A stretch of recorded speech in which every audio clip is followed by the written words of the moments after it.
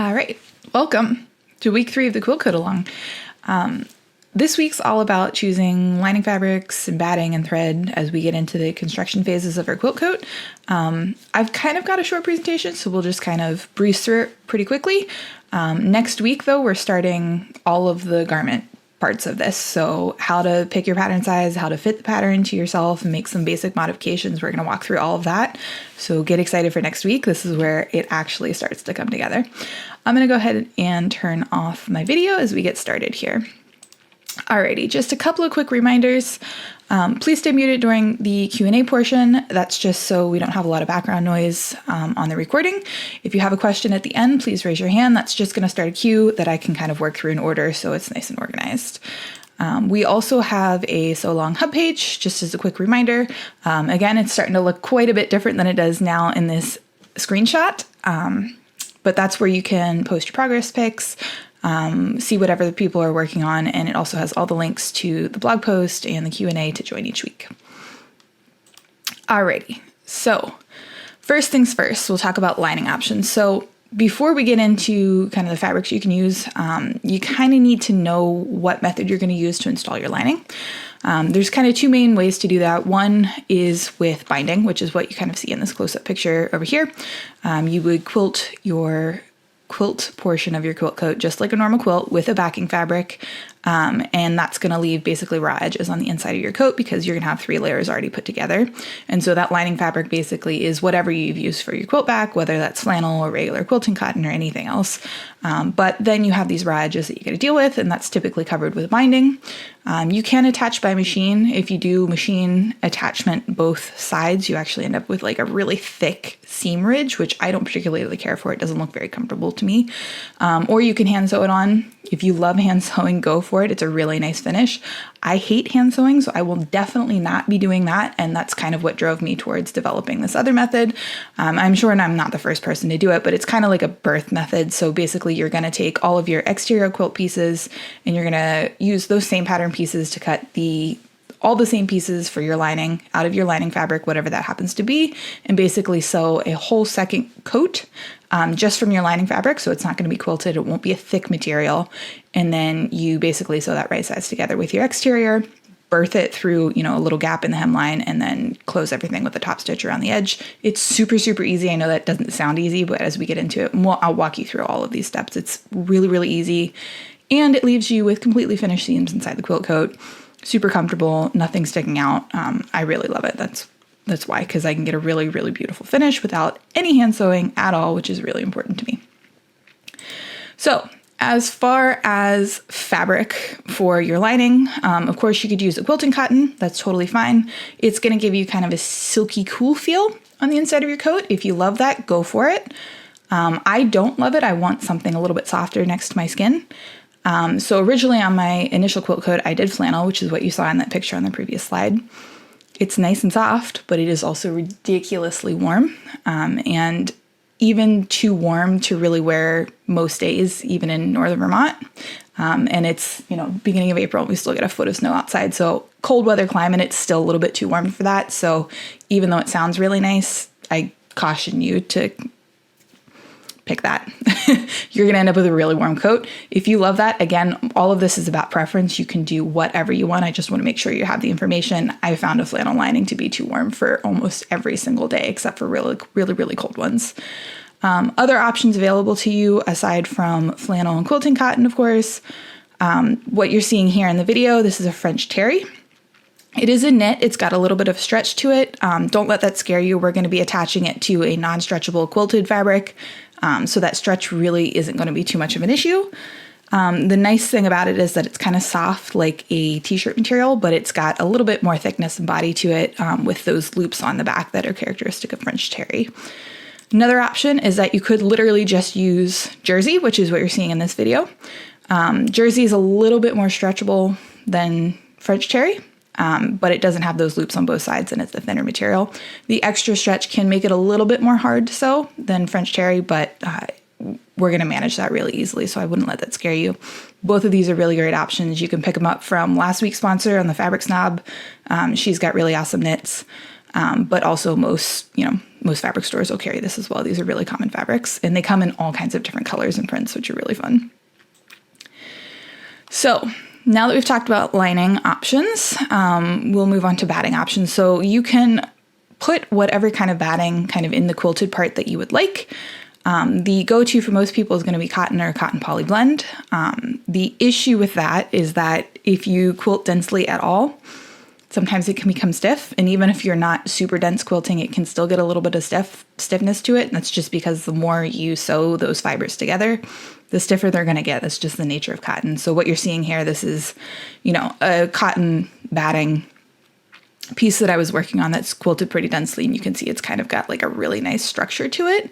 Again, if you're looking for that in a coat, go for it. It's going to work great for you, but I want something softer that's going to drape. So this is not ideal for what I'm looking for. But it's totally an option. Cotton poly blends will work fine in a quilt coat.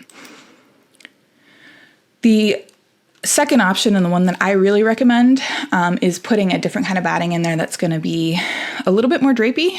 So things that have more drape are like silk and bamboo battings. They don't have that characteristic of cotton where the more you sew them, the stiffer they get. And so bamboo is what I used for my first quilt coat, and I just fell in love with it. It's amazing. And that's why it's this week's sponsor, and we're giving away one of these battings because it's just the softest, drapiest filler that you could put in there, and it's a really nice breathable fiber too. And you can see as I'm kind of squishing this coat around, it's so soft. It's got a lovely drape to it. Oh, went the wrong direction. There we go. Okay, the last option that I kind of alluded to in the blog post this week is something that was really tempting to me initially because I didn't love all the crinkle I was getting from my first quilt coat. I think a lot of that crinkle was just from not pre-washing properly, which we already talked about, but also the fact that I just used linen, which is very, very shrinkable. It shrinks a ton, and that's what led to those crinkles. But I wanted to kind of experiment with something else to see if I could kind of mitigate a lot of that crinkle. And so I thought maybe fusible fleece would work because it's got an adhesive on one side, and that would kind of stiffen the material and hold everything taut. So what you're seeing here is just a sample that I did a little bit of loose quilting on and washed, just to see what would happen after it got washed. It didn't really mitigate the crinkle, unfortunately, but it is nice and flexible. It's still got a little bit of a stiffness to it, more so than the bamboo, but it's much softer than cotton, and it has this added advantage of being fusible to your fabric, so that makes it easier to quilt your quilt coat on a domestic machine if that's what you're using. I'm still going to go with the bamboo batting just because I love it so much, but consider this as another option maybe if you're looking for something a little bit different than cotton. Alrighty. I'm going to open it up for questions here in a minute, but I have one more thing that we need to discuss. I just don't have any good visuals for it, and that is thread. So I am going to strongly recommend that for the quilting part and the construction part of your quilt coat, you use a polyester thread. For piecing, you can use whatever you want. In fact, I would recommend using cotton because that's going to give you a really easy accuracy when you're piecing. But when it comes to actually quilting the material to your batting and then constructing the garment, I would really strongly recommend you use polyester, and here's why. Cotton thread does not stretch. So if you've ever been trying to like roll up your sleeves on a shirt or something and you hear that like as it's like you can hear the threads popping, and it's an awful noise. Threads popping mean they're breaking, and that means that your garment's eventually going to fall apart, which we don't want. You're going to put a lot of work into this quilt coat. It's going to be beautiful, and the last thing you want to do is have it fall apart after a few washes. So because cotton can't stretch as you're pulling the garment on over your body and wearing the thing, it's really going to get tugged on a little bit, and those tugs can pop those quilting stitches if they're from cotton just because they don't stretch at all. Polyester is a little bit different. It's got some give to it, and so that means as you're tugging on it and you're wearing the garment, those stitches are less likely to pop unless you're like really being destructive towards it. And that's just going to increase the durability of the garment, which is really, really important. Alrighty. That's all I've got for this week. Do we have any questions? And I'll go ahead and get my video back on. Alrighty. I don't see any questions in the chat, so I will go ahead and end our session here today. Just a couple of quick reminders. Let me kind of move myself up here.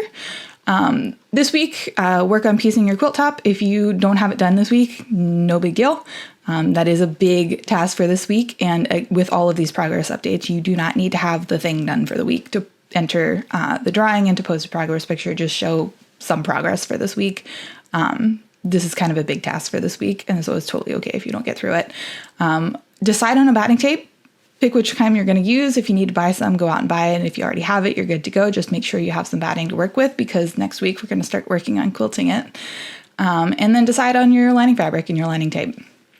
Again, both of those methods we're going to go through tutorials. We'll talk about how to actually install your lining later, so don't worry about that. Just kind of get an idea of which one you want to do. Make sure you post your progress picture. It's by Tuesday this week, and that's just so that I can get a winter pulled and get your batting shipped out to you in time to actually start quilting next week.